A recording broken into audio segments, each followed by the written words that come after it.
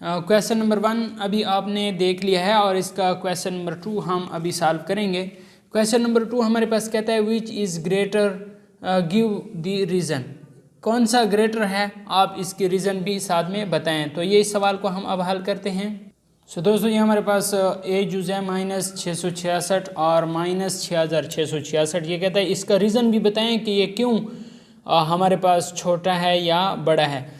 तो इसका रीज़न ये है कि -666 इज़ ग्रेटर देन -6666। ये कहता है -666 हमारे पास बड़ा है -6666, बिकॉज क्योंकि अ ग्रेटर इंटीजर, अगर एक बड़ा इंटीजर है विद अ नेगेटिव साइन, उसके साथ नेगेटिव साइन है, इज़ ऑलवेज स्मॉलर देन, ये हमेशा छोटा होगा देन एवरी स्मॉलर इंटीजर, छोटे इंटीजर से विद अ नेगेटिव साइन, जिसके साथ मनफी का साइन लगा हो। देखें, ये छोटा इंटीजर है और ये बड़ा इंटीजर है, लेकिन अगर बड़े इंटीजर का नेगेटिव के साइन लगा हो तो वो हमेशा छोटा होगा हमारे पास इस छोटे इंटीजर से जिसके साथ नेगेटिव का साइन लगा हो। सिंपल सी बात है। अगर मैं आपको यहाँ पर मिसाल से समझाऊँ कि ये हमारे पास 0 है, ये -1 है और ये -2 है, तो यहाँ पर ये -1 बड़ा होगा -2 से, क्योंकि और इस साइड पे अगर ये 1 है और ये 2 है, और यहाँ पर हमारे पास 2 बड़ा है 1 से, क्योंकि इस 2 के साथ प्लस का निशान है। अगर आपके पास प्लस का निशान है तो फिर बड़ा इंटीजर हमेशा बड़ा होगा छोटे से। अगर आपके पास मनफी का साइन है तो बड़े इंटीजर के साथ अगर मनफी का साइन होगा वो छोटा होगा इस छोटे इंटीजर से जिसके साथ मनफी का साइन हो। इसी तरीके से आपने बकाया क्वेश्चन भी सॉल्व करने हैं कि -2340 और -234 कौन सा हमारे पास बड़ा होगा और इसकी वजह भी बताएं। बिल्कुल उसी तरीके से जिस तरह हमने पिछला सवाल बताया था कि -234 is greater than -2340 because a greater integer with a negative sign is always smaller than every smaller integer with a negative sign. तो इस तरह हमने तमाम सवालात जो सी जुज़ है और डी जुज़ है इसे भी हमने इसी तरीके से लिखना है कि -1000 is greater then -10,000 because greater integer with negative sign is always smaller than the smaller integer with negative sign। तो इस बात के हमेशा समझ में रखें कि अगर आपके पास एक बड़ा हिंस है उसके साथ मनफी का साइन है और दूसरा छोटा हिंस है उसके साथ भी मनफी का साइन है, तो वो छोटा हिंसा हमेशा बड़ा होगा उस बड़े हिंसे से। ये -55 है और ये -555 है, तो ये -55 बड़ा है -555 से। तो अब हम जाते हैं क्वेश्चन नंबर 3 की तरफ, जो कि हमारे पास कहता है arrange the following integer in ascending order.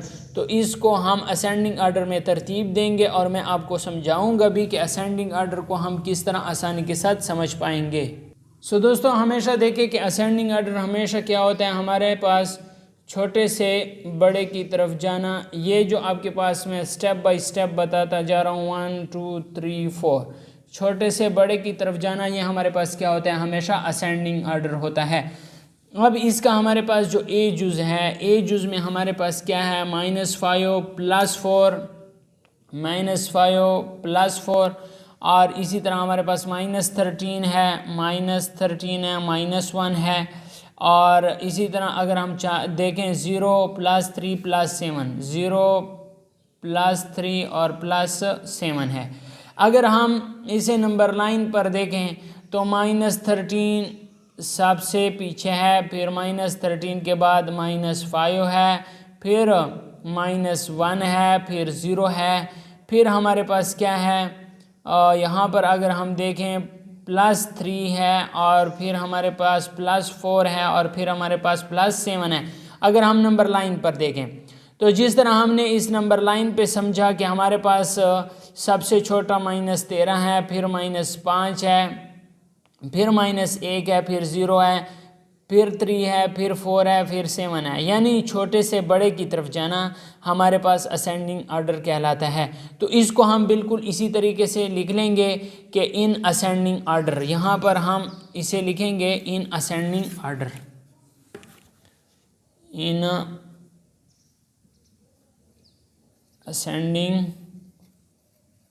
Order, छोटे से बड़े की तरफ। तो हमारे पास जो सबसे छोटा है वो -13 है, फिर -5 है, फिर हमारे पास -1 है, फिर 0 है, फिर 3 है, फिर 4 है, फिर 7 है। तो ये हमारे पास क्या आ गया, असेंडिंग ऑर्डर में आ गया है। आप नंबर लाइन के ज़रिए आसानी से सीख सकते हैं। तो ये आपके पास असेंडिंग ऑर्डर। फिर ये बी जुज़ देखें, बी जुज़ में हमारे पास -5 है, -3 है, +3 है, +2 है, +11 है और -12 है। तो अगर हम इस बी जुज़ को सबसे पहले नंबर लाइन पर देखें तो ये हमारे पास क्या आता है 0, और 0 चूँकि हमारे पास यहाँ है नहीं तो -12 सबसे छोटा -12 है। फिर उसके बाद हमारे पास -5 है, फिर -3 है, -5 -3, फिर हमारे पास 2 3 11 है। यहाँ पर अगर देखें ये 2 है, ये 3 है और इधर हमारे पास 11 है। तो इस तरतीब से अगर हम जाएंगे तो इन असेंडिंग ऑर्डर, ठीक है, इन असेंडिंग ऑर्डर, तो आप लोगों के लिए फिर बहुत ही आसानी होगी। छोटे से बड़े की तरफ जाना तो ये असेंडिंग ऑर्डर कहलाता है। तो इसका सलूशन हमारे पास आ जाएगा -12, -5, -3, 2, 3 और 11। छोटे से बड़े की तरफ जाना ये हमारे पास क्या कहलाता है, असेंडिंग ऑर्डर कहलाता है। इसी तरीके से आप सी जुज़ भी सॉल्व करें तो वो भी हम अभी सॉल्व करते हैं। तो ये हमारे पास सी जुज़ है -33, -12, 0, +11, +9, +5, -16।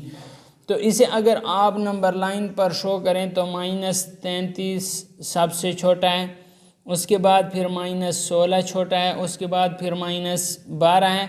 मतलब सबसे छोटा उससे फिर बड़े की तरफ जाएं। -33 से बड़ा -16 है, -16 से बड़ा -12 है और -12 से बड़ा 0 है। फिर हमारे पास 0 से बड़ा 5 है, +5, फिर +5 से बड़ा हमारे पास 11 है, फिर 11 से बड़ा हमारे पास यहाँ पर 9 है, फिर हमारे पास 11 है। तो ये हमारे पास क्या आ गया है असेंडिंग ऑर्डर में। तो इसका जो सॉल्यूशन जो आंसर आएगा वो -33 आ जाएगा, -16, -12, 0, 5, 9 और 11। ये हमारे पास क्या आ गया है, ये सी जुज़ का आंसर आ गया है। इसी तरीके से आप डी जुज़ भी सॉल्व करें, ई जुज़ और एफ जुज़ आप बिल्कुल इसी तरीके से सॉल्व कर सकते हैं। अब हम क्वेश्चन नंबर 4 सॉल्व करते हैं, जो कि हमारे पास कहता है arrange the following integer in descending order. तो इसे हम डिसेंडिंग ऑर्डर में क्या करेंगे, लिखेंगे। दोस्तों इस एक्सरसाइज 2.2 का क्वेश्चन नंबर 4 कहता है कि इसे हम डिसेंडिंग ऑर्डर में लिखें। तो डिसेंडिंग ऑर्डर हमारे पास क्या होता है, बड़े से छोटे की तरफ, ठीक है, बड़े से छोटे की तरफ। तो इधर हम अगर नंबर लाइन पर देखें तो नंबर लाइन पर हमारे पास -5 सबसे छोटा है, फिर -5 से बड़ा -3 है, फिर -2 है, फिर -1 है, फिर 0 है, फिर हमारे पास 7 है। तो यहाँ पर हमारे पास नंबर लाइन पे हमारे पास ये वाला आ गया है, छोटे से बड़े की तरफ हमने लिख लिया है। तो जो डिसेंडिंग ऑर्डर है इसे हम बड़े से शुरू करेंगे। तो बड़ा हमारे पास 9 है, फिर 7 है, फिर 0 है, फिर -1 है, फिर -2 है, फिर -3 है, फिर -5 है। तो हमने बड़े से शुरू की और आखिर पर छोटे तक गए। तो बड़े से शुरुआत करेंगे और छोटे तक जब हम जाएंगे तो ये हमारे पास क्या कहलाता है, डिसेंडिंग ऑर्डर कहलाता है। इसका बी जुज़ मैं आप लोगों के लिए कर देता हूँ। दोस्तों यहाँ पर अगर आप देखें बी जुज़, तो इसमें हमने नंबर लाइन पर सबसे छोटा -13 था, फिर -11, फिर -8, फिर 9, 12 और 23। तो हम जब इसे डिसेंडिंग ऑर्डर में लिखते हैं तो डिसेंडिंग ऑर्डर में जो इसका सॉल्यूशन होता है वो बड़े से शुरू करते हैं। तो बड़ा 23 है और इसके बाद फिर 12 है, फिर 9 है, फिर -8 है, फिर -11 है और फिर -13 है। तो इस तरीके से आप बड़े आसानी से लिख पाओगे। ठीक हो गया है ना। तो ये हमारे पास डिसेंडिंग ऑर्डर में इसी तरीके से क्वेश्चन सॉल्व होते हैं। बकाया क्वेश्चंस जो हैं वो भी आप इसी तरीके से सॉल्व करें, जो कि आपके पास सी जुज़ है, डी और ई और एफ जुज़ है। अगर आपको इसमें कोई सी भी मुश्किलात पेश आती हैं तो मुझे कमेंट्स बॉक्स में कमेंट्स करें, मैं आप लोगों के लिए फिर इंशाल्लाह वो भी सॉल्व करके दूंगा। तो उम्मीद करता हूँ आपको ये वीडियो अच्छी लगी होगी, आपने इससे बहुत कुछ सीखा होगा। अगर कुछ सीखा है तो वीडियो को लाइक करना ना भूलिएगा। अगर आप चैनल पर नए हैं तो चैनल को लाजमी सब्सक्राइब करें ताकि आने वाले वीडियो का नोटिफिकेशन आपको बर वक्त मिल सके। जैसे आप सब्सक्राइब करते हैं तो उसके साथ बेल का आइकन आ जाता है, बेल का आइकन पे क्लिक करें, 3 ऑप्शन आ जाएंगे। सबसे ऊपर ऑल वाले ऑप्शन पे क्लिक करना है। तो जैसे आप उस पर क्लिक करेंगे तो जो भी वीडियो अपलोड होगी उसका नोटिफिकेशन आपको बर वक्त मिलेगा। Thanks for watching.